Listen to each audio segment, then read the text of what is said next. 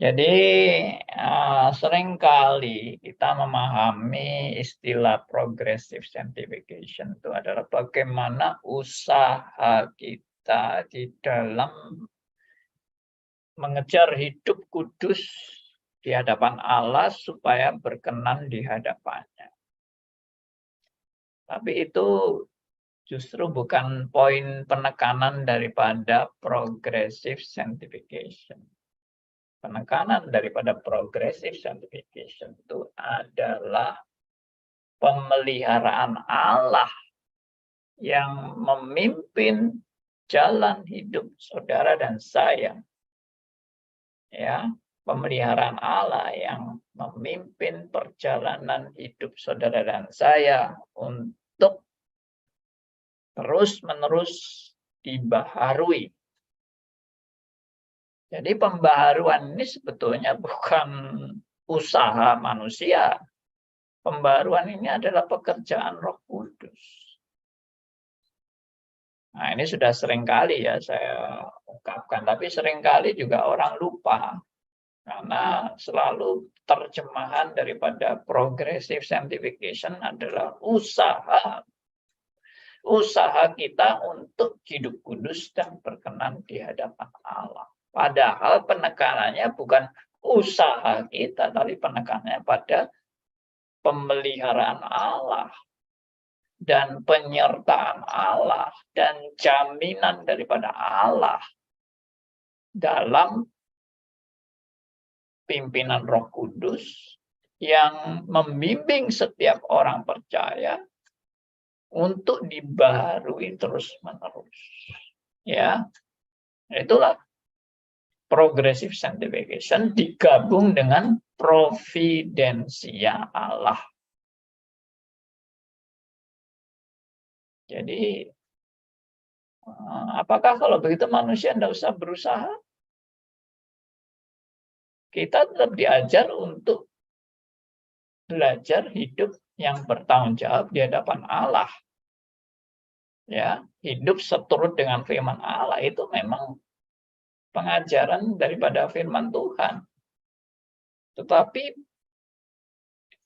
firman Tuhan itu juga mengingatkan saudara dan saya bahwa kalau sampai saya bisa disadarkan dan diinsyafkan untuk mau hidup kudus, ya, untuk mau hidup seturut dengan firman-Nya, itu juga karena pemeliharaan Allah, providensia Allah, jaminan pemeliharaan Allah untuk saya dibaharui terus-menerus dalam hidup saya.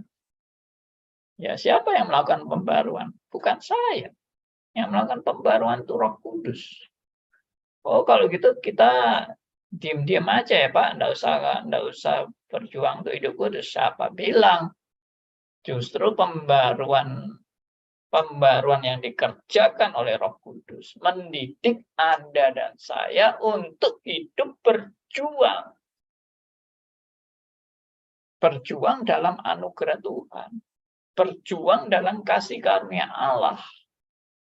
Nah, itulah yang disebut paradoks. Allah yang bekerja. Kita meresponi. Tapi meresponi itu pun anugerah Allah. Bukan perjuangan kita itu. Bukan murni maksud saya. Bukan murni perjuangan kita. Itu Allah yang bekerja dalam hidup kita. Dan Allah yang menyadarkan kita, menginsyafkan kita, memberikan kepada kita dorongan untuk mau hari demi hari lebih dekat kepada Tuhan, belajar firman-Nya, mentaati. Nah, itu semua adalah pekerjaan Roh Kudus, bukan pekerjaan saudara dan saya. Ya, nah, itu namanya providensia Allah. Jaminan pemeliharaan Allah. Oke, ya. Nah, itu bisa dilihat sebetulnya di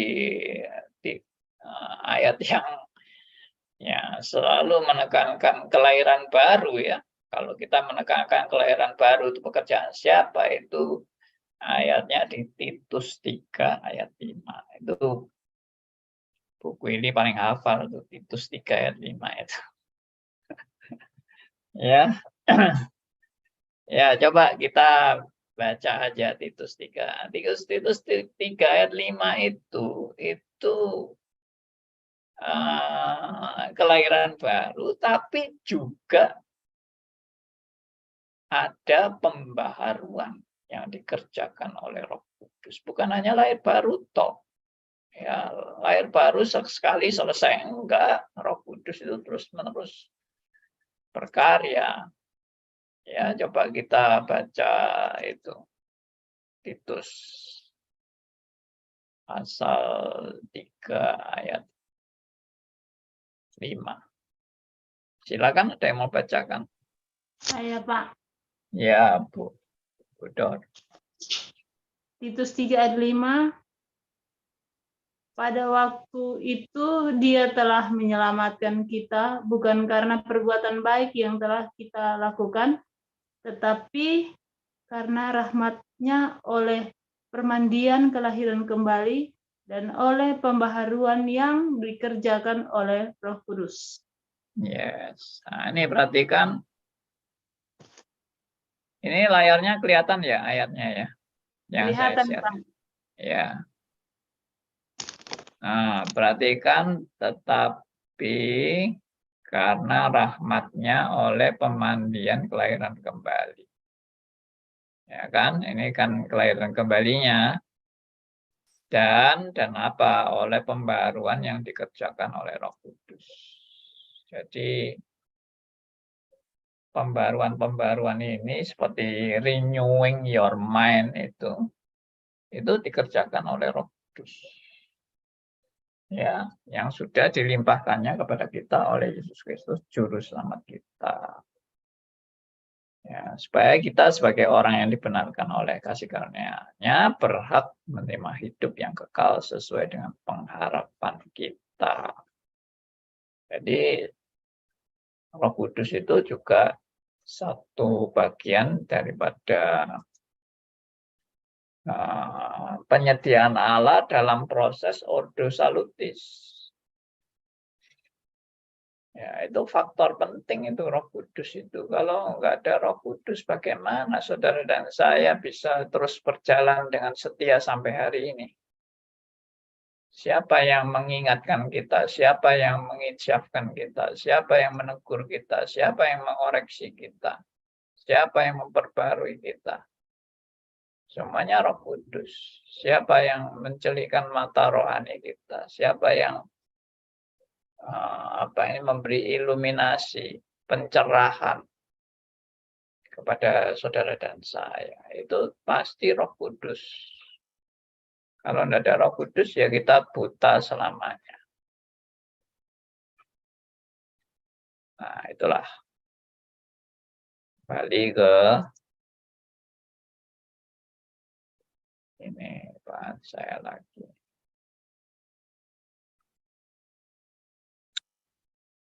Baik, lanjut.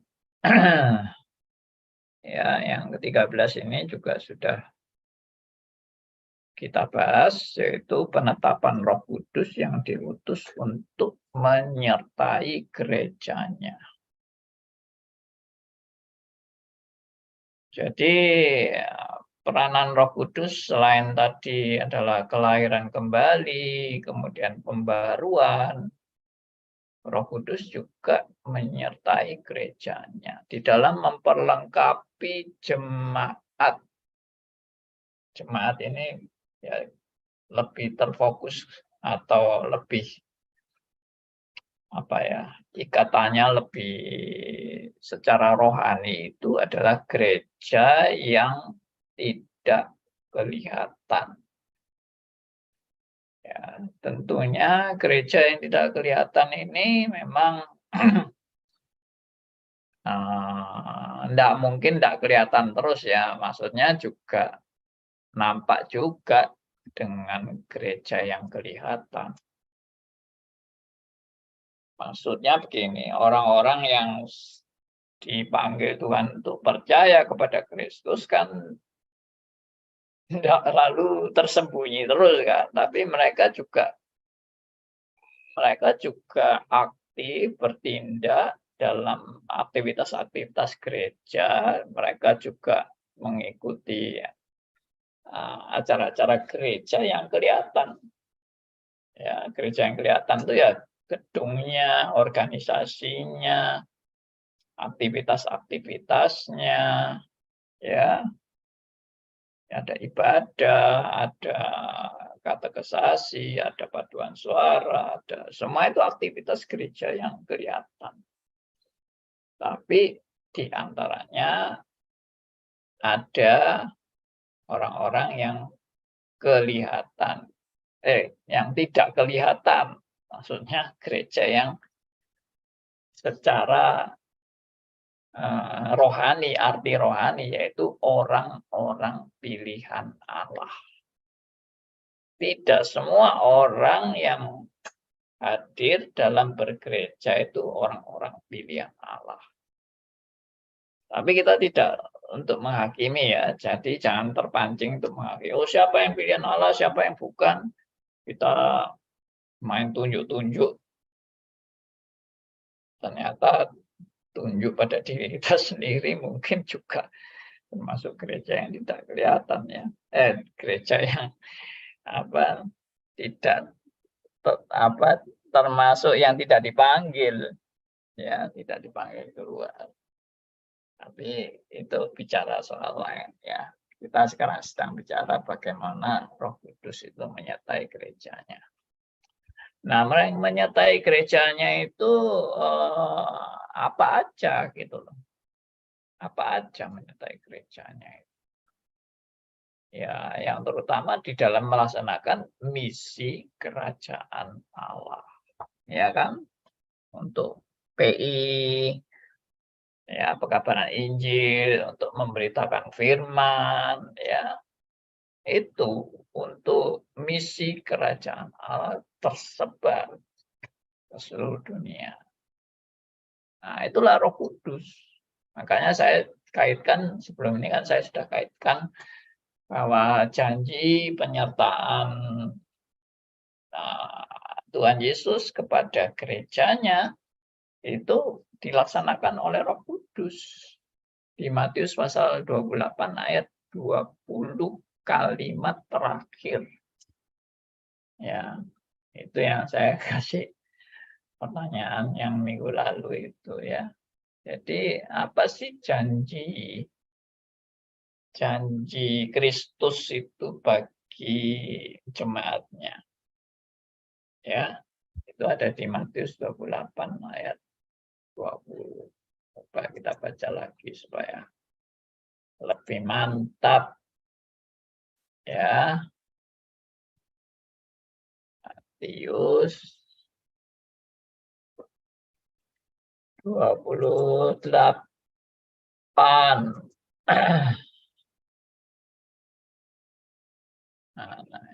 ayat 20.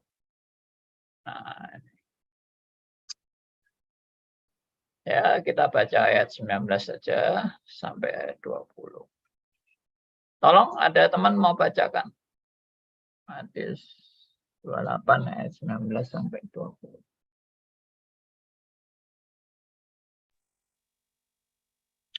Saya ya. Silakan Bu Leni. Karena itu pergilah, jadikanlah semua bangsa muridku, dan baptislah mereka dalam nama Bapa dan Anak dan Roh Kudus. Dan ajarlah mereka melakukan segala sesuatu yang telah kuperintahkan kepadamu.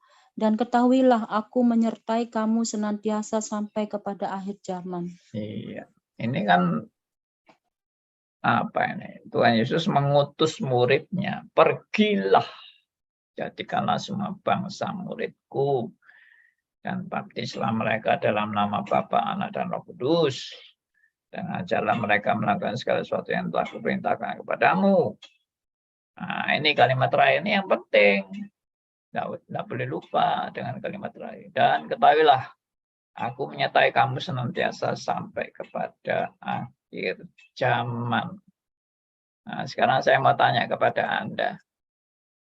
Ini janji Kristus ini, kenapa saya bilang ini janji kepada gereja? Sebetulnya kan Tuhan Yesus sedang bicara sama murid-muridnya.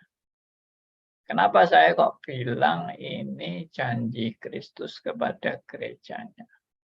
Ada yang tahu alasan saya mengatakan itu? Dasar saya. Siapa mau jawab?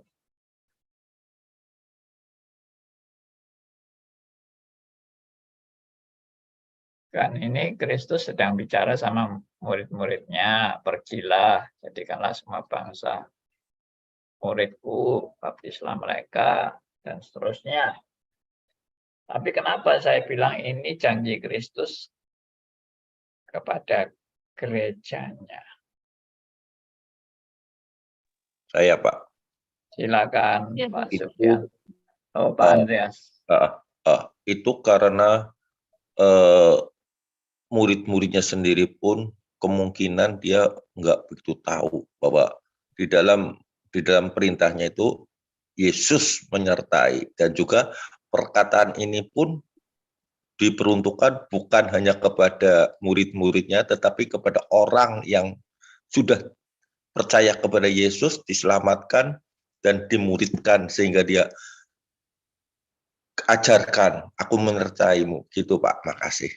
Baik, terima kasih. Jadi mungkin murid-muridnya sendiri belum mengerti, tapi ini juga bukan hanya bagi murid, tapi bagi setiap orang yang percaya. Oke, bagus.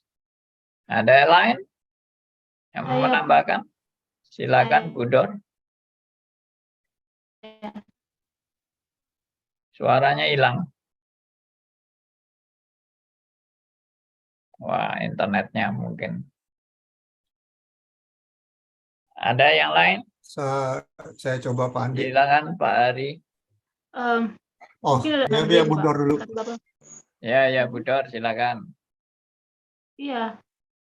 Jadi ketahuilah aku menyertai kamu sampai ya, dan seterusnya itu berbicara tentang gereja karena ada hubungan dengan keberadaan gereja sampai akhir zaman, Pak. Mungkin seperti itu. Oke, good. Atau gereja diberikan otoritas untuk melakukan pekerjaan ini, Pak. Gereja yang dimaksudkan ini, pekerjaan ini dikelola oleh gereja. Mungkin seperti itu, Pak. Itu pikiran saya, Pak. Saya tidak pernah Ya, baca. bagus. Pak. Oke, Pak Ari, silakan. Iya. Jadi memang itu konteksnya adalah konteks penginjilan, pemberitaan Injil. Bahwa janji Tuhan itu kepada mereka ini adalah Tuhan menyertai mereka sampai ke konteks ini adalah pemberitaan Injil yang Tuhan kepada orang-orang ini, kepada orang-orang yang diberikan mandat untuk memberitakan Injil. Itulah artinya penyertaan Tuhan kepada mereka di dalam konteks pemberitaan Injil. Itu aja Pak. Baik, terima Ya, kasih. Oke, sudah cukup ya. Saya Pak. Oh ya, ada. Pak Aryo, silakan. Kok itu ayat-ayat itu menunjukkan PI, pengabaran Injil. Tapi pengabaran Injil harus dilanjutkan, harus bertanggung jawab atas jiwa-jiwa yang sudah dikumpulkan itu untuk dimuridkan, pemuritan maksudnya. Nah iya, nek namanya kumpulan murid, ya namanya gereja. Jadi PI harus ditanggung-jawabi, tidak cuma dibaptiskan saja, tapi harus dididik untuk mengenal Tuhan. Nah, pemuritan itu ya sama yang gereja. Oke, good. Baik ya, saya simpulkan dari teman-teman yang semua sudah kasih masukan dan semuanya memberikan penjelasan yang bagus. Jadi ini konteksnya memang konteks PI plus pemuritan.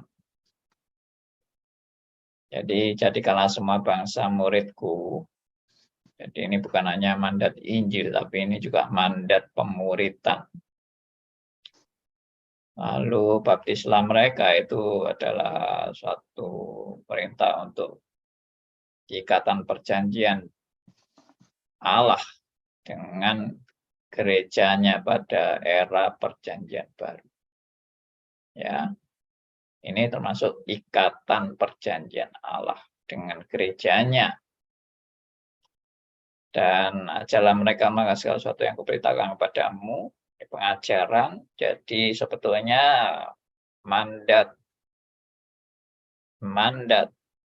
yang diperintahkan kepada murid-murid dan seterusnya adalah mandat penginjilan, mandat pemuritan, dan mandat untuk memberikan pengajaran. Tapi sebetulnya ini berarti ini suatu perintah yang bermakna ganda. Ya, perintah yang bermakna ganda.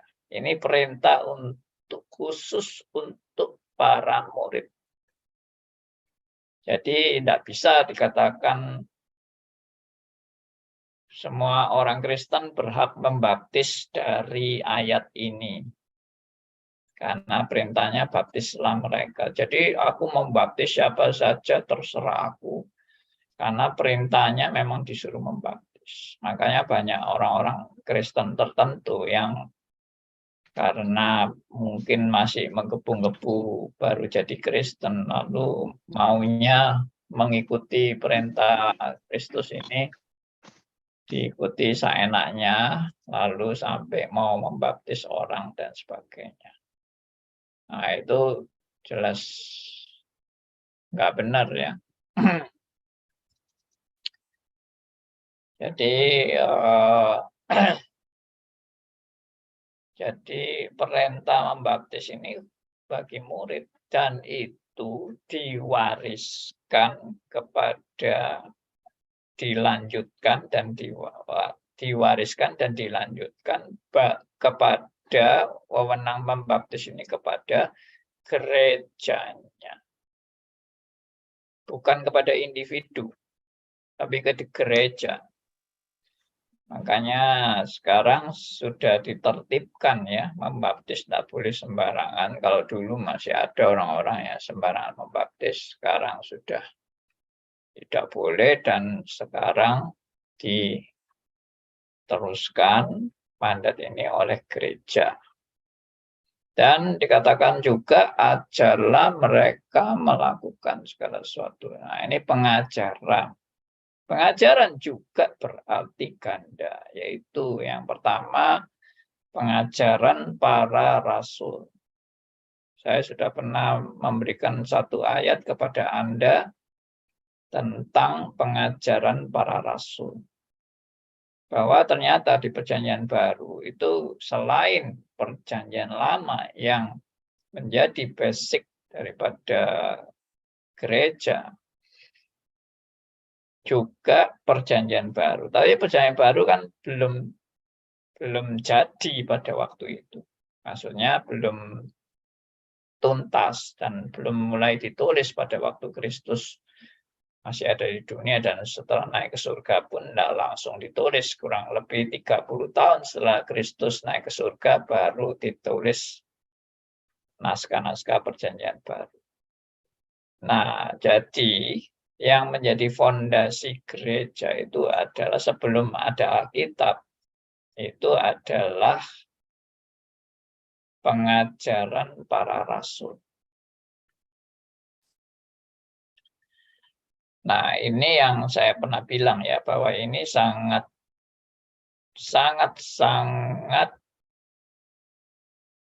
drastis, perubahan yang sangat drastis dari budaya Yahudi yang sangat menekankan Yudaisme. Ya, di dalam pengajaran-pengajaran agama Yahudi, lalu di perjanjian baru tidak lagi mengarah kepada Yudaisme. tapi mengarah kepada pengajaran para rasul. Nah, itu yang bagi saya itu perubahan radikal yang bagi orang Yahudi adalah sesuatu yang sangat radikal. Ekstremis itu ya, berani-beraninya mengalihkan agama Yahudi menjadi mengacu kepada pengajaran para rasul. Nah, makanya orang Yahudi juga sebetulnya sangat nggak suka dengan kehadiran kekristenan, karena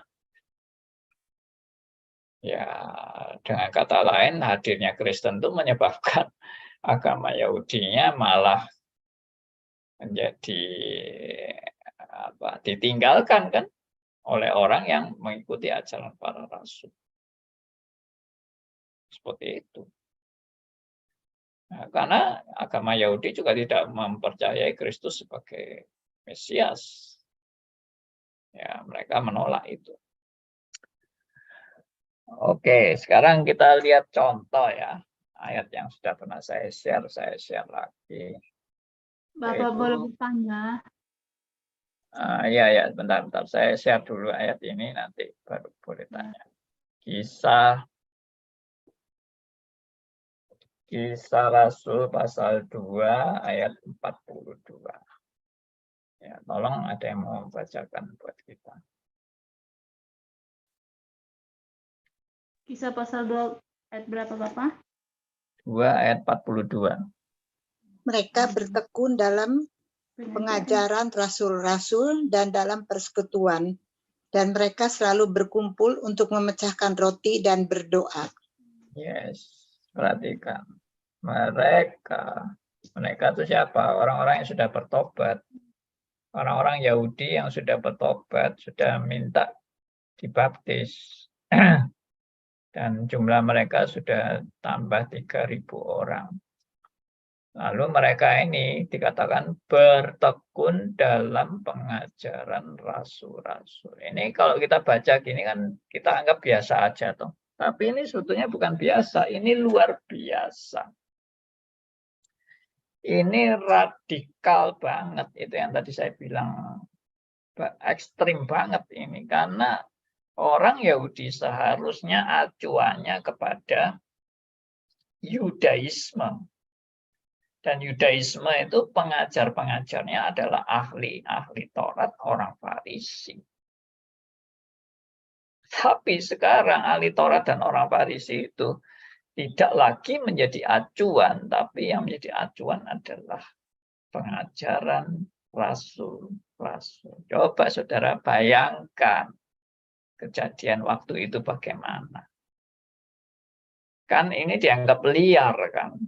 Ini agama liar. Ini bukan agama resmi nih. Maksudnya kegiatan yang dilakukan para rasul ini bukan kegiatan agama resmi. Ini liar ini. Ya, dan mereka berani ngajar lagi. Mereka itu gelarnya apa? Sekolah teologi di mana mereka itu? Enggak ada gelar. Ya, bukan ahli Taurat, bukan orang Farisi. Kok berani-berani yang ngajar? Itu luar biasa sekali ini, ya. Jadi ini yang menunjukkan bahwa inilah mandat yang Tuhan berikan secara khusus kepada para rasul untuk bisa mengajar orang-orang yang sudah percaya. Ya. Oke, tadi Budor mau bicara, silakan Budor. Iya, Pak. Terima kasih, Pak, sudah menjawab pertanyaan saya. Karena beberapa waktu yang lalu ada alumni BMW yang mengikuti satu badan penginjilan yang mendorong mereka untuk juga membaptis. Oh. Terus, ya Pak, jadi ada yang akhirnya ada staf ngomong dengan saya bilang, baptis itu tugas gereja, bukan semua orang bisa membaptis. Lalu dia pakai ayat ini, salah satu staf dari BMW pakai ayat ini. Lalu saya bilang, memang itu zaman para rasul tuh, tetapi setelah ada perkembangan gereja itu semua sudah diserahkan kepada gereja. Tetapi saya tidak memiliki pemahaman yang tuntas seperti yang Bapak terangkan. Jadi sekarang saya ngerti, oke. Gitu Pak. Jadi Baik. masih satu bukan masih sudah alumni mengikuti badan penginjilan tertentu Pak. Baik, terima kasih. Jadi Gitu. para rasul itu juga bukan orang sembarangan ya. Kalau tadi saya bilang mereka itu siapa, itu orang-orang dianggap liar, dianggap tidak berpendidikan dan sebagainya. Tetapi Tuhan Yesus mengangkat mereka sebagai rasul-rasulnya.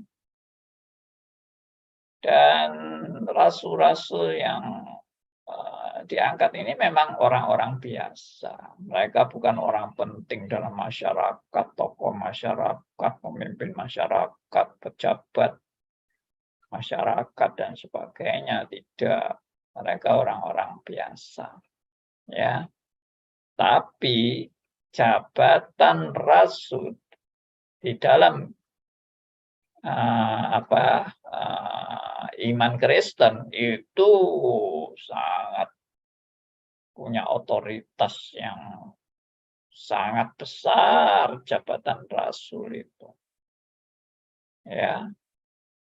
Ini coba saya ungkapkan dari Efesus pasal kedua. Ini ayat juga sudah sering saya sharingkan. Efesus pasal 2 ayat 19 sampai 20. Terutama ayat 20 ya. Silakan, ada yang mau bacakan? Saya baca Pak. Silakan Punita. Ayat 19 dan 20 ya Pak. Yes. Efesus 2 ayat 19 dan 20. Demikianlah kamu bukan lagi orang asing dan pendatang, melainkan kawan sewarga dari orang-orang kudus dan anggota-anggota keluarga Allah yang dibangun di atas dasar para rasul dan para nabi, dengan Kristus Yesus sebagai batu penjuru. Amin. Yes. Coba lihat. Ini tentang gerejanya. Rasul Paulus bilang, kamu, yaitu jemaat di Efesus, bukan lagi orang asing dan pendatang, tetapi kawan sewarga dari orang-orang kudus, yaitu gerejanya, orang-orang yang sudah percaya, jemaat Tuhan, dan anggota-anggota keluarga Allah. Lalu ayat 20 perhatikan. Jadi gerejanya itu yang dibangun di atas dasar para rasul dan para nabi dengan Kristus Yesus sebagai batu penjuru. Perhatikan, dasar dari gereja cuma 2+1, yaitu para rasul, para nabi, dan Kristus Yesus sebagai batu penjuru. Luar biasa kan? Tidak ada jabatan-jabatan lain menjadi dasar gereja, itu tidak ada. Di sini tidak ada paus, ya, tidak ada anaknya rasul, ya, jadi dasar gereja. Anak rasul juga ikut Pak di sini Pak, tidak ada anak rasul, tidak dihitung. Ya, apalagi raja-raja, tidak ada di sini raja-raja. Hakim-hakim, tidak ada hakim-hakim. Ya.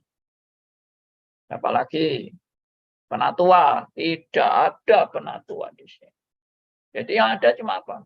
2, rasul dan nabi. +1, yaitu yang jadi batu penjuru, Kristus Yesus. Jadi kita jangan meremehkan rasul, saudara-saudara. Meskipun mereka juga orang biasa. Saya tidak katakan bahwa mereka ini Superman, tidak. Mereka ini orang biasa, manusia sama seperti saudara dan saya, orang-orang berdosa juga.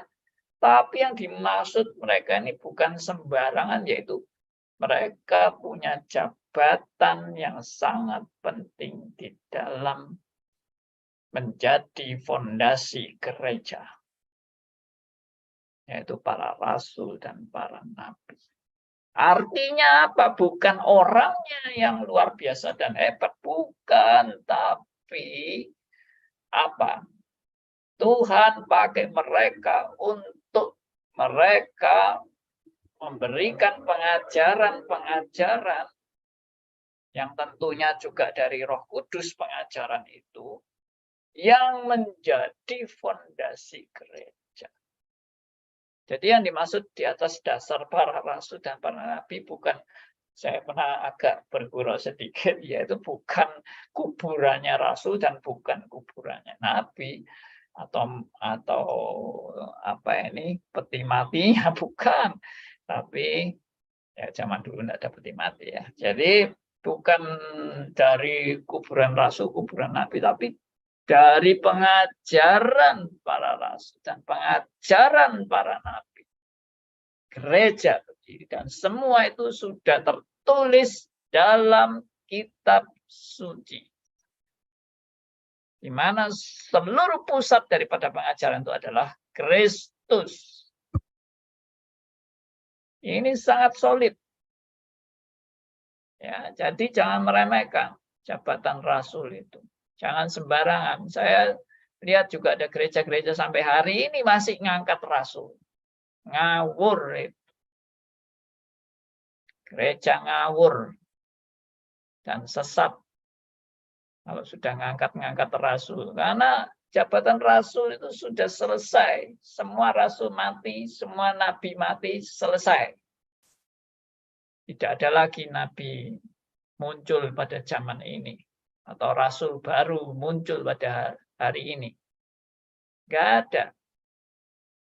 Ya, oke. Jadi kembali lagi kepada ayat tadi. Ya, Matius.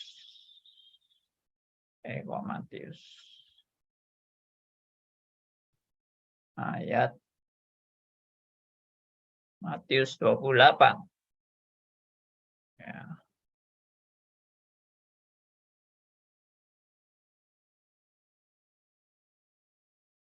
Ayat 20. Perhatikan, dan ketahuilah aku menyertai kamu senantiasa sampai ke akhir zaman. Nah, kalau kata kamu ini memang hanya ditujukan kepada para rasul, berarti Roh Kudus sudah selesai tugasnya. Karena rasul-rasul semua sudah mati. Sudah tidak ada lagi yang disertai. Jadi yang serta itu siapa? Kamu ini siapa? Kamu ini para rasul, pasti. Tapi juga berarti ganda yang tadi saya katakan, yaitu kepada gerejanya. Jadi Roh Kudus juga menyertai gerejanya sampai hari ini dan bahkan sampai akhir zaman. Ini juga meneguhkan janji Kristus bahwa aku di atas batu karang ini, aku mendirikan jemaatku. Dan alam maut tidak dapat menguasainya. Artinya gereja tidak bisa dimusnahkan oleh segala kekuatan zaman.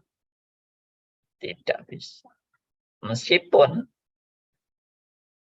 tanda-tanda mau musnah itu ada. Maksudnya pernah terjadi bahwa gereja sudah hampir-hampir dimusnahkan. Yaitu pada saat apa? Ya pada saat Tuhan Yesus naik ke surga. Sudah langsung sengsara itu datang. Memang pertama-tama kelihatannya hebat. Petrus berkhotbah, 5.000 orang bertobat, Ya, plus perempuan mungkin bisa 7.000, 8.000. Ya, 3.000 orang bertobat, 3.000 orang bertobat plus perempuan, anak-anak dan sebagainya bisa 5.000 lebih, ya kan? Lalu wah, hebat itu, Tuhan menyertai luar biasa. Habis itu, wah, dikatakan lagi di Kisah Rasul, jumlah mereka ditambahkan terus setiap hari. Waduh, bagus. Tapi setelah beberapa waktu lamanya terjadilah penganiayaan. Ya, Stefanus dilempari dengan batu sampai mati. Itu pasti bikin shock. Ya. Kemudian Yakobus juga dipenggal. Waduh, bikin shock. Kalau jauh sebelum itu kan Yohanes Pembaptis yang dipenggal. Itu mungkin masih nggak terlalu merasa, karena Tuhan Yesus masih ada di dunia kan waktu Yohanes Pembaptis dipenggal. Tapi Stefanus mati, Yakobus dipenggal. Oh, itu masa-masa mereka sudah mengabarkan Injil dan bikin shock gereja waktu itu.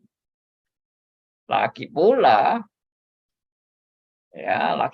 setelah itu Paulus dan kawan-kawan juga banyak yang ditangkap dan dipenjarakan, bahkan dihukum mati, termasuk semua rasul yang lain juga dihukum mati kecuali Rasul Yohanes yang mati tua. Jadi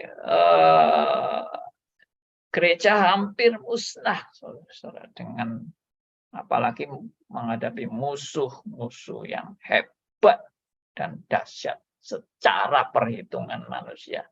Mestinya kekristenan ini lenyap. Kenapa? Musuhnya yang pasti tadi saya bilang apa? Yahudi, agama Yahudi. Itu musuh besar. Musuh kedua itu apa? Kekaisaran Romawi. Karena orang-orang pengikut Kristus ini juga nggak mau menyembah kaisar sebagai Allah. Ya kan? Lalu yang ketiga apa? Yang ketiga adalah orang kafir. Orang kafir juga sangat benci dengan kekristenan karena berhala-berhala dihancurkan, dimusnahkan. Ya. Jadi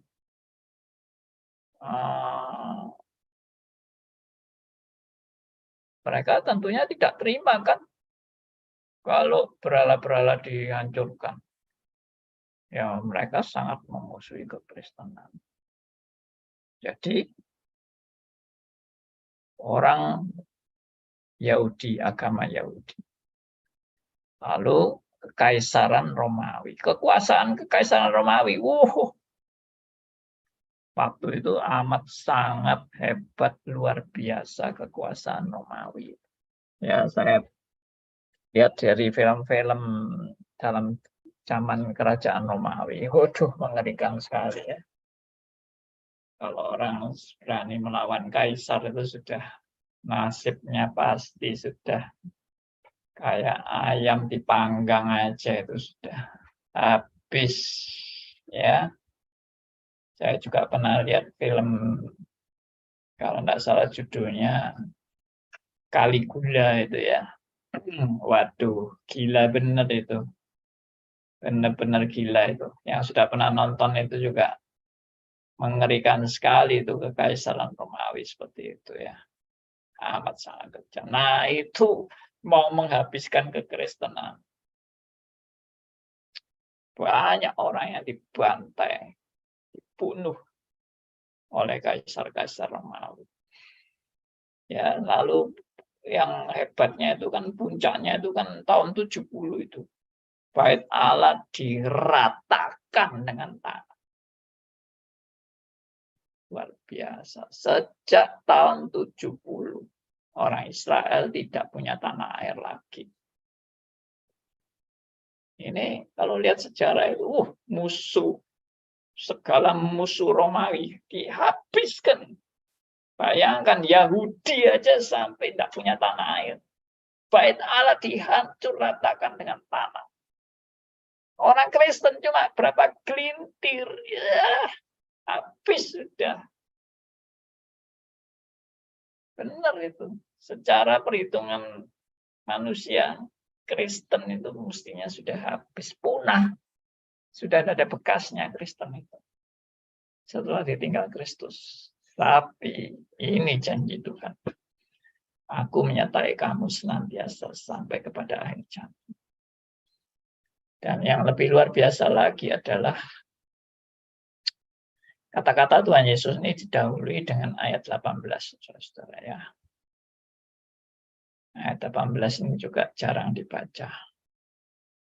Dan ini justru adalah konfirmasi tentang kuasa Kristus yang luar biasa. Ya, Matius 28 ayat 18. Silakan, yang mau bacakan buat kita. Matius 28 ayat 18. Yesus mendekati mereka dan berkata, "Kepadaku telah diberikan segala kuasa di surga dan di bumi." Yes. Bayangkan ini kata-kata seperti ini. Ya, murid-muridnya banyak yang masih ragu-ragu. Apa benar Kristus ini Allah yang patut disembah? Sebagian sudah berani menyembah. Yang sebagian lagi masih takut-takut. Menyembah manusia itu suatu penghujatan. Ya. Mereka melihat fisik Tuhan Yesus kan fisik manusia. Bagaimana mau menyembah Yesus di dalam fisik manusia? Mungkin lebih mudah kita sekarang menyembah Kristus karena kita tidak melihat Kristus dalam fisik manusia. Tapi sebagai oknum kedua dari Allah Tritunggal yang sudah berada di sebelah kanan Allah Bapa. Jadi kita mungkin nggak ada kendala-kendala seperti orang Yahudi itu. Apalagi mereka latar belakang agama Yahudi ya, yang jelas-jelas itu menyembah manusia itu penghujatan kepada Allah. Tapi Tuhan Yesus mengkonfirmasi, "Kepadaku telah diberikan segala kuasa di surga dan di bumi." Ini juga suatu konfirmasi tentang keilahian Kristus yang sudah dimiliki sejak sebelum datang ke dunia. Bahkan sejak kekekalan, Kristus sudah memiliki segala kuasa di surga dan di bumi. Kata-kata ini tidak menunjukkan bahwa Kristus berada di bawah otoritas Bapa, atau maksudnya Kristus itu kedudukannya tidak sederajat dengan Allah Bapa. Kristus hanya menerima kuasa di surga dan di bumi. Ya, jadi Kristus itu bukan yang punya kuasa, dia cuma menerima kuasa. Nah, hati-hati ya tafsiran ini, tafsiran ngawur juga. Kalau Kristus itu menerima kuasa dan tidak memiliki kuasa. Karena dia cuma menerima kuasa. Ya. Tapi perhatikan ada kata-kata yang penting di sini. Ya, di ayat 18 ini. Ya, yaitu kata ini. "Padaku telah diberikan segala kuasa di surga dan di bumi." Saya mau menekankan kata ini, segala. Segala kuasa. Berarti kalau segala kuasa itu sudah tidak ada lagi kuasa yang tidak dimiliki oleh Kristus. Benar kan? Segala kuasa. Dalam bahasa Inggrisnya saya coba lihat tadi. Ya. Ini ayat 18.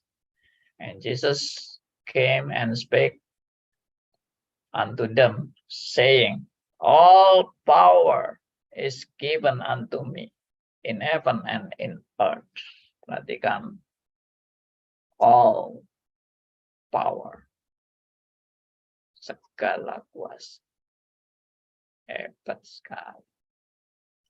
Nah, kalau Tuhan Yesus ini penekanannya adalah dia cuma menerima kuasa. Kalau cuma menerima kalimatnya bahwa aku menerima kuasa, nah itu memang kemungkinan Tuhan Yesus berada di bawah otoritas Allah Bapa. Dia tidak sederajat dengan Allah Bapa. Tapi kalau ini di terjemahan Revised Standard Version, all authority, ya, luar biasa kan? Otoritas, segala otoritas di surga dan di dunia telah diberikan kepada aku. Segala loh, bukan sebagian. Bukan sebagian kecil atau sebagian besar, tidak, segala otoritas. Segala power, all power. Sudah, kurang apa lagi? Ini menunjukkan Kristus adalah benar-benar Allah.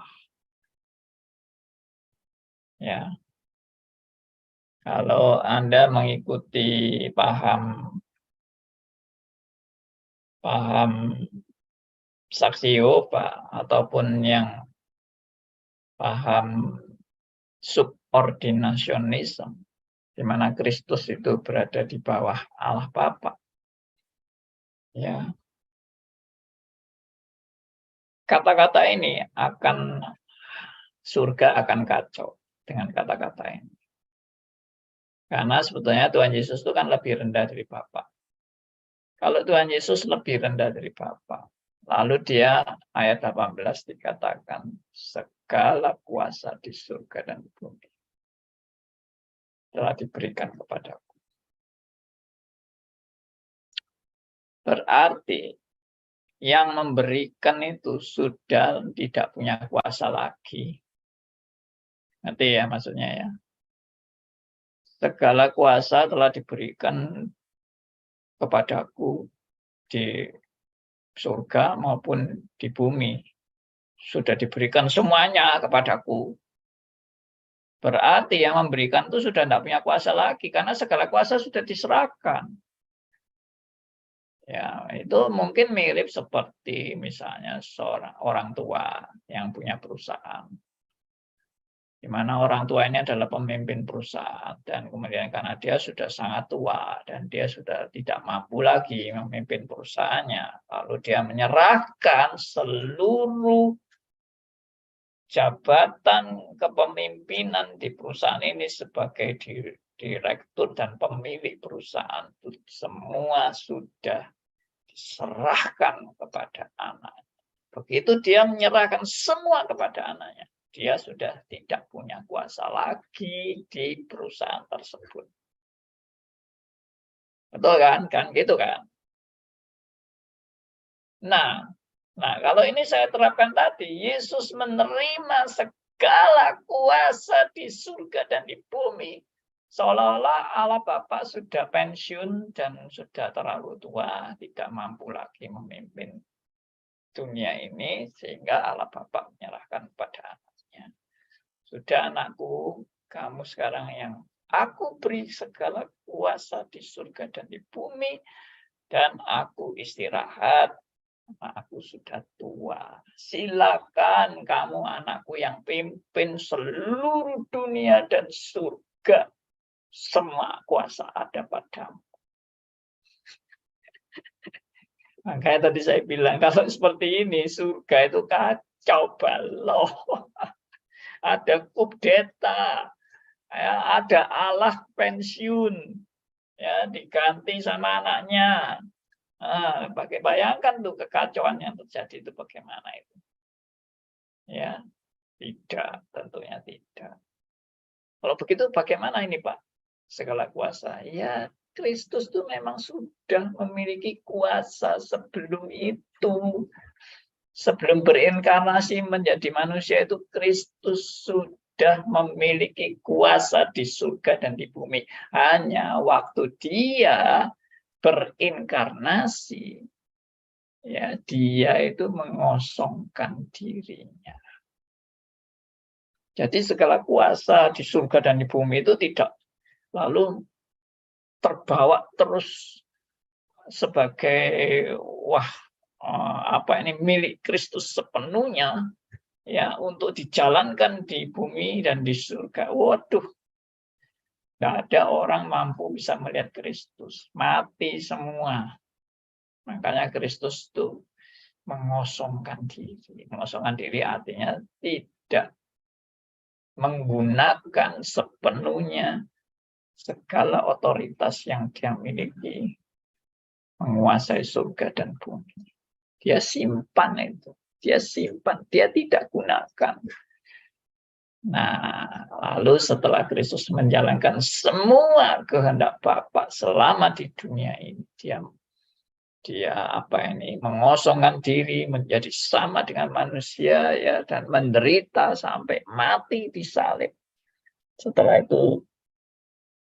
Setelah itu Kristus, semua kuasa Kristus di surga dan di bumi diserahkan kepada Kristus. Tapi masih istilahnya demi bisa berkomunikasi dengan murid-murid, yaitu tidak sepenuhnya juga dinampakkan. Kalau itu sudah sepenuhnya dinampakkan, ya mati semua murid Kristus melihat kemuliaan Allah. Ya itulah. Jadi Kristus itu memang sudah memiliki kuasa. Ya. Masih ada yang ingat enggak ayatnya itu di mana? Bahwa Kristus itu sudah memiliki kuasa sebelumnya. Ayo, siapa yang ingat ayatnya?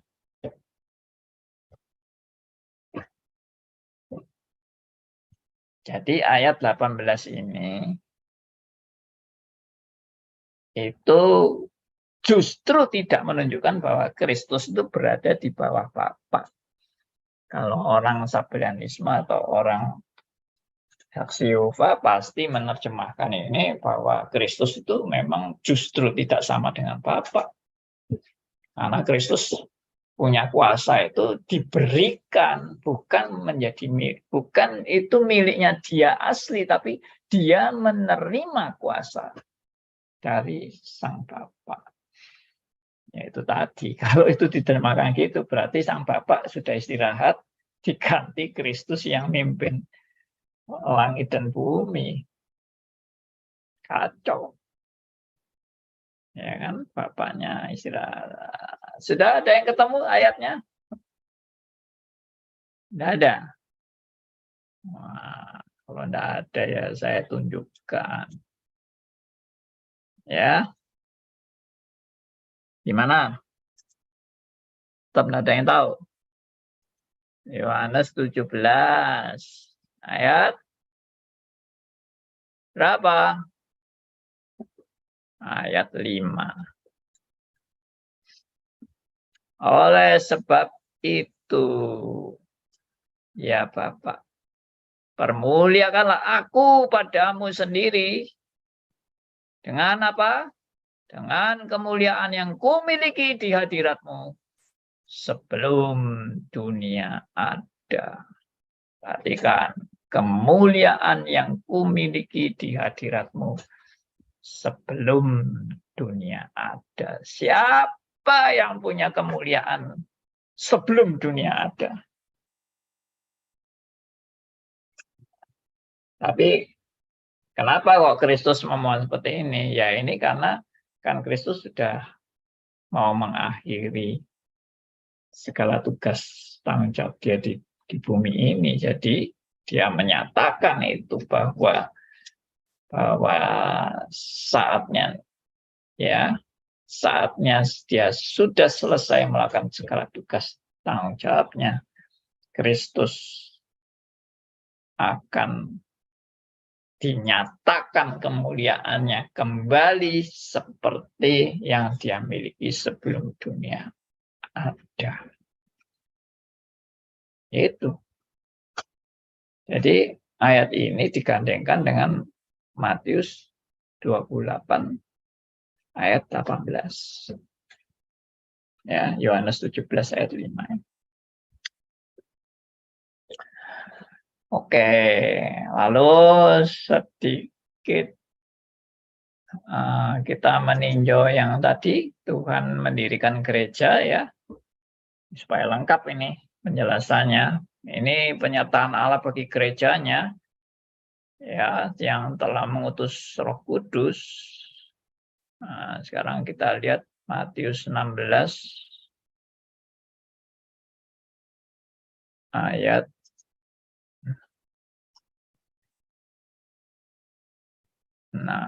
ayat 18. Matius 16 ayat 18. Silakan, ada yang mau bacakan buat kita? Dan aku pun berkata kepadamu, engkau adalah Petrus, dan di atas batu karang ini aku akan mendirikan jemaatku, dan alam maut tidak akan menguasainya. Yes. Di atas batu karang ini saya sudah jelaskan ya, ini bukan Petrus, tapi batu karang ini adalah pengakuan Petrus. Gereja berdiri di atas dasar pengakuan iman bahwa Kristus adalah anak Allah. Ya. Nih. Pengakuan Petrus. Engkau adalah Mesias, anak Allah yang hidup. Kata Yesus kepadanya, berbahagialah engkau Simon bin Yunus, sebab bukan manusia yang menyatakan itu kepadamu, melainkan Bapa-Ku yang di sorga. Jadi ini pengakuan yang dinyatakan oleh Bapa yang di sorga tentang Kristus adalah Mesias, anak Allah yang hidup. Berdasarkan pengakuan ini bahwa Kristus adalah Mesias, anak Allah yang hidup, Tuhan Yesus mendirikan gerejanya. Jadi batu karang di sini bukan person, tapi karena feminin, jadi lebih tidak mengarah kepada pribadi, tetapi kepada sesuatu yang bukan pribadi. Dan sesuatu yang bukan pribadi tentunya bukan Petrus, bukan Tuhan Yesus sendiri bahkan, tetapi adalah pengakuan Petrus. Tapi pengakuan Petrus menunjuk kepada Kristus. Ya, jadi akhirnya memang ujung-ujungnya ya Kristus itulah yang menjadi pusat, itu kan pusat dasar gereja.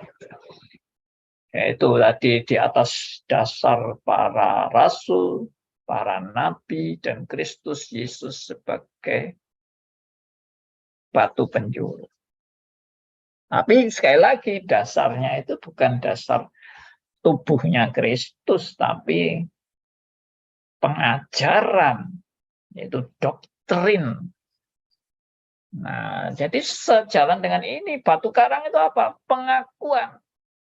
Yaitu suatu pengakuan iman, suatu doktrin bahwa Kristus adalah Mesias, anak Allah yang hidup. Itulah yang menjadi pusat, batu penjuru. Ya, jadi kalau di sini disebut batu karang, tapi Kristus adalah batu penjuru. Ya sama. Batu penjuru itu yang menentukan fondasi, arah fondasi itu batu penjuru. Batu karang itu juga fondasi bagi gereja. Fondasi yang teguh.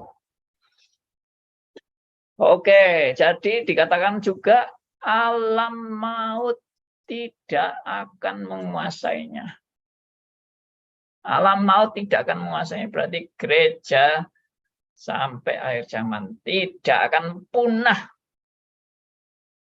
Ya, secara fisik, bentuk fisik mungkin gereja bisa dihancurkan, bukan mungkin, pasti bisa dihancurkan, gedungnya, organisasinya tutup dan sebagainya bisa, tetapi gereja yang dalam arti penyertaan Allah, ya, umatnya, orang-orang percaya itu terus dipelihara sampai akhir zaman. Dan terbukti hari ini Tuhan terus pelihara gerejanya dengan adanya sakramen baptisan, adanya sakramen perjamuan kudus, itu membuktikan penyertaan Allah bagi gerejanya tidak pernah berhenti setiap zaman. Makanya saya kan sudah ajarkan tentang baptisan di Katekismus Heidelberg, bahwa baptisan itu adalah tanda ikatan perjanjian Allah kepada umatnya. Oke, saya berhenti sampai di sini. Silakan kalau ada teman-teman yang mau berikan tanggapan, sharing, pertanyaan. Oh, tanya Pak. Ya Pak Aryo. Pengajaran ganda tadi Pak, itu kurang terang. Pengajaran ganda. Yang dimaksud dengan suatu kebenaran yang berarti ganda. Itu tadi saya tegaskan, itu janji Tuhan kepada para muridnya. Dan para muridnya itu tentunya orang khusus, yaitu para rasul. Tapi para rasul itu kan Tuhan Yesus juga janji, aku menyertai kamu sampai akhir zaman. Lah kalau para rasul itu kan tidak matinya kan tidak sampai akhir zaman baru mati. Para rasul tahun berapa itu? Ya 70, 80-an sudah mati semua sebagai martir, termasuk Rasul Paulus.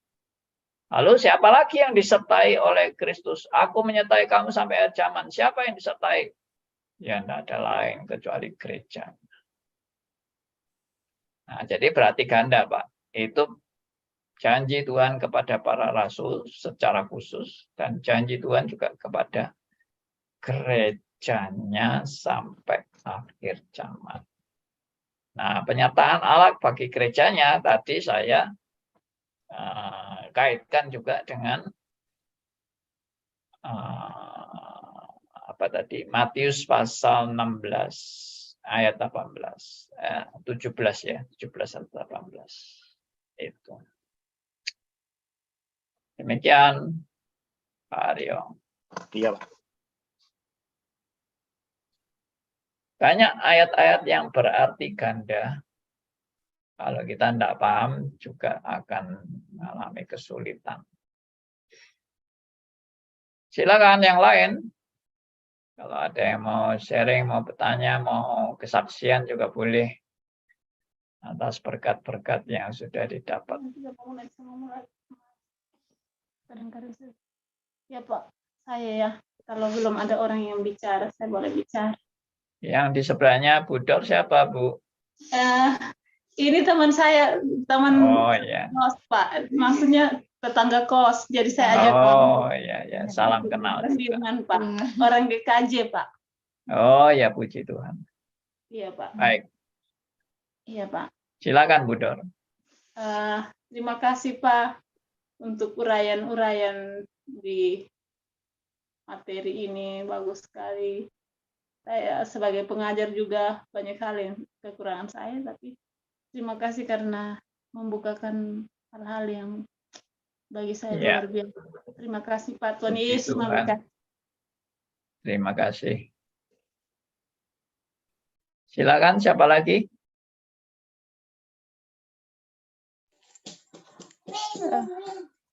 Bu Leni. Iya, saya masih belum paham penyertaan Tuhan itu dengan disertai kuasa gitu atau bagaimana, karena di gereja-gereja atau hamba Tuhan kadang kan bisa yang tunduklah kepada Allah dan lawanlah iblis maka ia akan lari daripadamu. Apa kuasa supranatural atau gimana gitu maksudnya? Oke, baik. Saya jelaskan. Jadi yang dimaksud penyertaan Allah itu penyertaan bagi gerejanya. Tidak akan lenyap. Itu yang tadi saya bilang, gerejanya tidak akan lenyap. Itu yang pertama. Yang kedua, gerejanya tetap setia kepada pengajaran para rasul dan para nabi. Ya. Meskipun sekarang banyak gereja nyeleweng dan tidak mengacu kepada ajaran para nabi, para rasul. Tapi Di antara gereja ngawur, masih ada gereja yang setia pada pengajaran para rasul dan para nabi. Dan itu juga bukti daripada pemeliharaan Allah. Dan yang ketiga, gereja sampai hari ini terus bersaksi. Bersaksi bagi kemuliaan Allah. Bersaksi memberitakan firman. Bersaksi membawa jiwa-jiwa baru. Ya, untuk datang kepada Tuhan yang benar. Nah, itulah penyertaan. Tidak ada penyertaan, oh kamu tidak bakal mati. Tidak ada penyertaan, oh kamu gereja tidak mungkin akan diserang. Dan tidak mungkin akan dihancurkan secara fisik. Oh tidak, banyak gereja dihancurkan. Banyak murid-murid Kristus dibunuh. Termasuk martir-martir. Ya, di Indonesia gereja dibakar, ratusan mungkin ribuan gereja dibakar. Itu pernah didata oleh beberapa rekan yang meliput pembakaran gereja-gereja di Indonesia. Sangat liar dan tidak terkendali karena ada yang mengendalikan. Mengendalikan sehingga kelihatannya tak terkendali. Ya itulah. Tapi gereja tidak pernah lenyap. Boleh, pendeta dibunuh boleh. Tapi spirit iman Kristen yang sejati tidak pernah lenyap. Itulah janji Tuhan. Jadi silakan gereja mau dibakar, orang Kristen mau dibunuh. Tidak akan habis. Itu saya pernah cerita ya. Kenapa sampai Kaisar Konstantin yang agung akhirnya bertobat. Karena para kaisar sebelum itu sudah ngeri. Dan para algojo yang membunuh orang-orang Kristen juga ngeri mereka. Karena apa? Orang Kristen dibunuh tapi tidak habis-habis. Itu yang bikin ngeri. Ya, mereka diadu dengan binatang buas di gedung pertunjukan yang khusus untuk membantai orang-orang yang ditonton orang banyak itu. Ya, dibunuh, diadu dengan binatang buas. Mereka justru menyanyi. Mereka bersaksi sebelum mati. Tapi juga mati. Tapi kematian mereka tidak membuat orang ketakutan jadi Kristen. Malah berbondong-bondong orang jadi Kristen karena melihat mereka begitu berani menghadapi kematian, tapi tetap beriman dan tidak menyangkali imannya. Nah, itu yang sangat luar biasa. Ya, itulah pernyataan gerejanya Bu Leni. Jadi jangan ikut yang janji-janji. Oh, kamu akan punya kuasa hebat, kamu tidak akan dilukai, Tuhan pasti melindungi kamu seperti Daniel, Sadra, Mesah, Abednego. Ya, itu kan zaman bangsa Israel itu memang zaman Tuhan mau menyatakan kepada orang-orang kafir, ya, siapakah Allah Israel.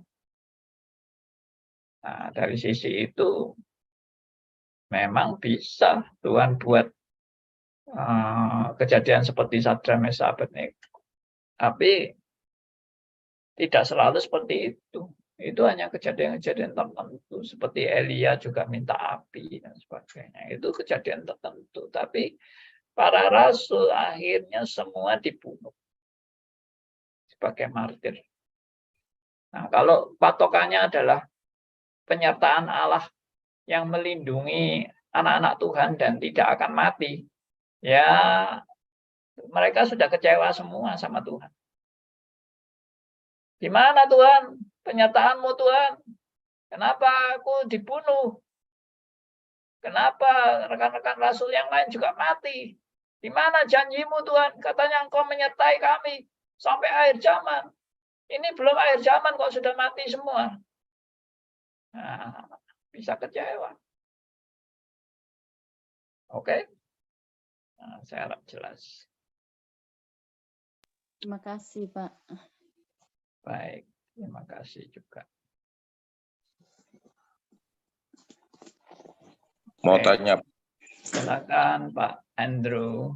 Pak mau nanya, itu akhir zaman itu boleh enggak kalau kita dikatakan itu kematian kita di dunia? Sebenarnya akhir zaman kita tidak tahu kapan dan juga kematian kita pun tidak ketahui kapan. Bolehkah dihampir sama gitu antara akhir zaman atau kita mati duluan sebelum akhir zaman kita bisa mati duluan? Itu Pak, makasih. Baik. Nah, memang ada orang yang menafsirkan bahwa akhir zaman itu ada dua. Yang pertama adalah akhir zaman bagi hidup pribadi kita masing-masing. Kapan akhir zaman buat hidup pribadi kita? Ya waktu kita mati. Tapi ada akhir zaman untuk kedatangan Kristus yang kedua kali, yaitu betul-betul riwayat dunia akan berakhir, yaitu pada kedatangan Kristus yang kedua kali. Tapi kalau saya condong hanya menafsirkan satu saja akhir zaman, yaitu waktu Kristus datang kedua kalinya. Dan riwayat dunia sudah habis, dan nanti ada kebangkitan orang mati, ya, dan akan dibangkitkan dengan yang satu dengan tubuh surgawi, yang satu dengan tubuh kebinasaan. Nah, itu betul-betul akhir zaman. Jadi kalau kita nanti mati, kita sebagai orang percaya mati, itu sebetulnya bukan akhir zaman buat kita, tapi kita mati itu kita pindah tempat dari tempat yang sementara kepada tempat yang kekal. Ya, tapi kalau mau ngotot tetap artinya dua, satunya akhir zaman untuk diri pribadi kita, satunya juga akhir zaman untuk dunia ini secara keseluruhan. Ya, enggak apa-apa. Bagi saya juga enggak bertentangan dengan Alkitab kok. Cuma kalau artinya itu menekankan kedatangan Kristus yang kedua kali, ya cuma satu itu toh. Kedatangan Kristus yang kedua kali tidak berkali-kali datang loh ya. Kedatangan Tuhan Yesus yang kedua kali cuma sekali saja datangnya. Begitu Pak Andrew. Iya, terima kasih Pak. Makasih. Nah, kalau akhir zaman buat pribadi itu adalah sama dengan kedatangan Kristus, berarti kedatangan Kristus itu bolak-balik datangnya. Ya, tiap pribadi Kristus datang, tiap pribadi Kristus datang. Ya, bolak-balik terus. Tiap hari malahan, tiap hari Kristus datang terus iki. Soalnya tiap hari ada orang Kristen mati. Oke. Baik, ada lagi? Ini sudah jam 9 lebih 2 menit. Ada yang mau kesaksian? Kalau tidak ada, biasanya Pak Darmius ini penutupnya ini. Bagaimana Pak Darmius? Ada penutup? Halo Pak, biar Ya. mungkin teman-teman lain Pak. Ya, oke. Ya, baik teman-teman. Kita sudah jam 9 lebih ya. Kita tutup aja Ordo Salutis. Nanti hari Kamis yang akan datang saya akhiri aja ya Ordo Salutis ini. Hari ini kita tadi membahas tentang penyertaan Kristus bagi gerejanya sampai akhir zaman. Nah, itu juga termasuk Ordo Salutis, penyertaan Allah bagi gerejanya melalui mengutus Roh Kudus, ya. Dan sampai hari ini kita boleh melihat penyertaan Allah bagi gerejanya. Tidak pernah putus. Ya, apapun boleh terjadi. Oh ya, sebagai penutup saya mau cerita sedikit. Tapi ini ceritanya itu, ya sedikit lah. Intermezzo. Ceritanya ini cerita silat. Ya. Saya pernah nonton film silat Shaolin Temple. Ya, yang terkesan bagi saya itu di akhir filmnya. Ya, di akhir film itu Shaolin Temple itu terakhir itu dibakar. Di tempat perguruan Shaolin itu dibakar, dihancurkan. Lalu murid-muridnya kan kalah dengan serangan itu, lalu semua menyingkir. Terus dari kejauhan mereka itu melihat dengan sedih ya, Shaolin Temple itu dihancurkan, dibakar habis. Nah, tapi kemudian ada yang berkata di antara murid-murid itu, Shaolin Temple boleh dihancurkan, tapi semangat Shaolin akan tetap ada. Wah, itu hebat itu. Itu saya langsung klik. Wah, ini kekristenan itu sebetulnya itu. Ya, kekristenan kan kelihatannya dihancurkan bolak-balik. Ya, itu gereja dibakar, semua orang Kristen dibunuh, dibantai. Ya, kita tetap punya semangat seperti ini. Gereja boleh dibakar, orang Kristen boleh dibunuh habis, tapi semangat iman Kristen tidak pernah lenyap. Kenapa? Karena penyertaan Allah. Nah, itu. Jadi semangat sampai hari ini, semangat terus. Biarpun kita dimusuhi, kita ditekan, kita bahkan mungkin dibunuh, dibantai, dan sebagainya. Semangat iman Kristen tidak pernah lenyap. Puji Tuhan. Ya. Oke. Semua ini karena penyertaan Allah, pemeliharaan Roh Kudus. Ya, bukan karena kita yang hebat. Ya, kita tutup dalam doa. Saya minta, ini ada namanya Pak Johan. Apa mau tutup dalam doa? Bisa tutup dalam doa, Pak Johan? Saya, Pak. Ya, silakan. Baik. Mari kita satu dalam doa. Bapa di sorga, kami datang kepada Tuhan, kami mengucap syukur Tuhan, karena Tuhan masih memberikan kami kesempatan untuk kami boleh belajar mengenal Engkau dan mengenal kebenaran demi kebenaran. Terima kasih Tuhan, semakin kami mengenal, semakin banyak kami menyadari siapa kami. Dan kalau kami bisa mengenal Engkau dan menyadari siapa kami, itu pun karena anugerah Tuhan.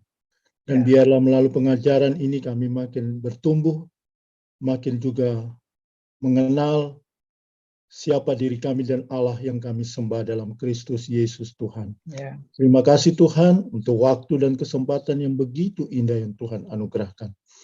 Kami berdoa sehati untuk hamba-Mu, Bapak Pendeta Andi Halim, kiranya Tuhan senantiasa memberkati, menguatkan, menopang dalam seluruh karya layan, begitupun juga dengan seluruh kegiatan dalam keluarga, Tuhan juga menyertai. Kami rekan-rekan yang dengan setia juga mengikuti pengajaran dari hamba-Mu, Tuhan juga menyertai dan memberkati kami, supaya kami juga terus bertumbuh dan kami juga diberikan sukacita mengikuti setiap pengajaran yang diberikan Pak Andi. Terima kasih Tuhan, malam menjadi bagian kami, sebentar kami akan berpisah satu dan yang lain. Kami juga akan beristirahat, kami percaya bahwa penyertaan dan pemeliharaan-Mu akan menjadi bagian yang akan menyertai kami melewati sepanjang malam. supaya esok kami percaya ada kekuatan, kasih Tuhan selalu menyertai kami. Terima kasih Tuhan, ampuni dosa dan salah kami. Demi Yesus Kristus Tuhan kami berdoa pada Bapa di sorga. Amin. Amin.